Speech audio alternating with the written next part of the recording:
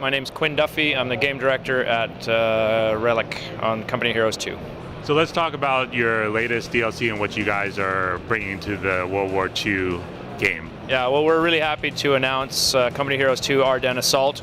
It's a set of scenarios really heavily inspired by the Battle of the Bulge. It took place in December 1944. So we're pitting the U.S. forces as kind of an army that bent but didn't break. They were pushed back 60 miles by this resurgent, revitalized, and reinvigorated German army, re-equipped with the heaviest equipment they had and veteran troops, and they pushed deep into the Allied lines in Belgium and Luxembourg in the area of the Ardennes. So it's a high tension, high drama, exciting set of scenarios and a great campaign for Company of Heroes 2.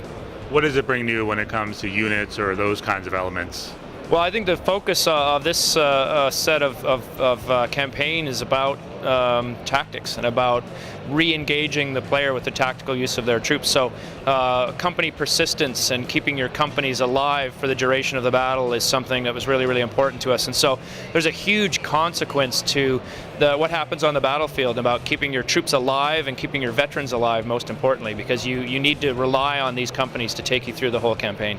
Can you give us a sense of how outnumbered the U.S. was, the Allied were in this scenario? It was bad. They were, thinly defended, a couple of divisions against, essentially two massive German, corps.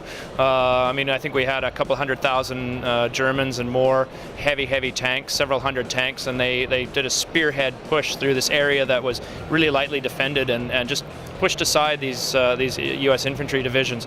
But they were able to rebound quickly. They put up some really stiff defense at a few key areas and held the German advance, and they were able to bring in massive reinforcements, and then the weather broke and air power and all those things play into the campaign. And so the U.S. have this great set of support and airstrike and airborne and all these kinds of units to call into the battle. Are you allowed to play as both sides? And if so, what are the challenges then of actually winning on the German side? Well, that was one of our big questions when we started this campaign: is do we do a German side? And the problem is presenting a battle that they lost. And that is a real challenge. We had some of those challenges on the original Company of Heroes 2, where we had to have the Soviet forces losing for the first part of the game. So it's tough. It's tough to do. So we're focusing on just the U.S. forces for this one. It's that first few days of frenetic sort of challenge and fallback, and then the ability to push back and close the pocket around the German forces that were in the Battle of the Bulge. It's really about those forces. How do you guys go about choosing what to focus on when it comes to expanding this World War II game? Well, part of it is a big roadmap that we developed years and years ago. When we started on Company of Heroes 2, we had a big plan for the franchise and viewing it as a sort of World War II platform that we could keep adding to and building and iterating upon.